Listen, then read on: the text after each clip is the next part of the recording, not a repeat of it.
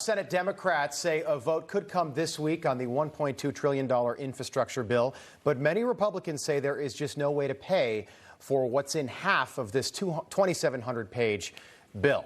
For more on this is Oklahoma Senator James Lankford joining us this morning from Washington. Senator, good morning. Nice to have you back on. It's great to see you again. Senator, when I look at this massive infrastructure bill, it seems like we've got money allocated to pay for what's in some of the bill, but there's nothing to cover the rest. So it's a basic question, but how are we going to pay for this massive, massive bill?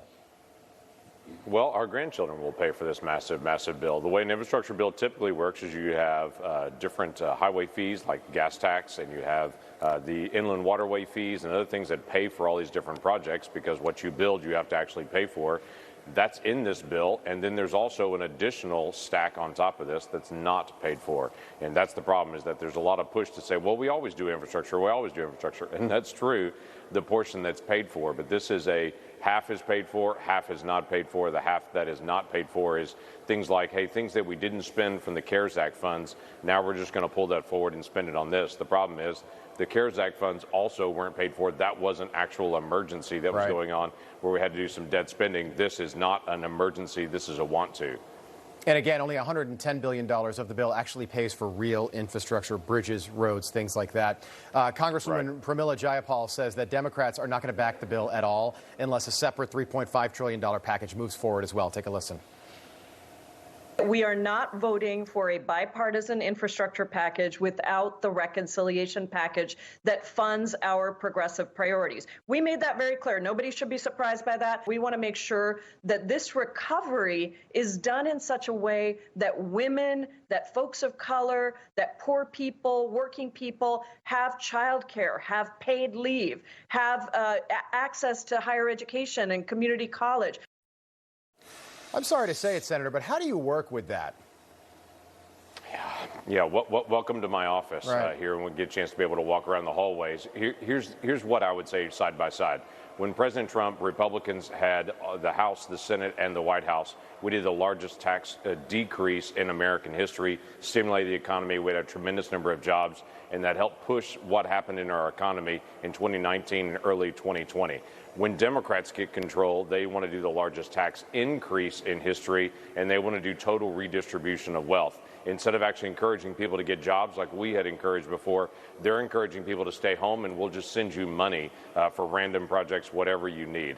This is a diametrically different perspective here. We saw what happened in the economy in 2019 and 2020, how fast that grew, how many people came out of poverty during that time period.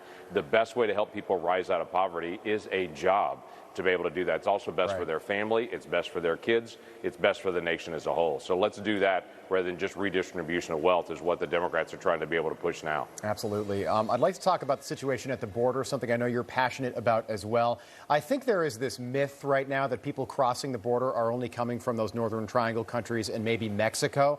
But it turns out, and I want to play this for our viewers because I thought you put this so succinctly and so well on the Senate floor just the other day. Take a listen. Over 100 countries, individuals have illegally crossed the border. So what about Brazil? What about Chile? What about Colombia? What about Guinea? What about Indonesia? What about Mauritania? Are we going to go after the root causes there? 210,000 illegal crossings that we know about in July alone. Why is this not getting more attention? It's not getting more attention because the national media just says move along. As you mentioned before with the story about Governor Cuomo, they're just assuming that people are going to get bored with the story and they're just going to move along. But every single month, the numbers go up. March was a record number, beaten by April, beaten by May, beaten by June, now beaten by July. Even the Department of Homeland Security has now had to admit in public filings that they had to do in a court case this last week that this year looks like it will be the highest number of illegal crossings in the history of keeping records. So this is an absolute catastrophe that's happened. The root cause of this is not what's happening in Central America. The root cause of this is President Biden's policies There are over 100 countries that have crossed the border just this year because President Biden has basically signaled to everybody, if you get across the border, you can come in. We know of 55,000 people that literally the line was too long as they were crossing the border, and so they gave them a card and said, just turn yourself in whenever you get wherever you're going in the country. This has become really absurd, and the American people have not moved on from this, though the national media has moved on to it, because the American people really see what's going on the border. It's open, and we have a rolling crisis happening. All right. Senator James Lankford, thank you so much for your time. We appreciate it, sir. Good to see you. You bet. Good to see you again as well.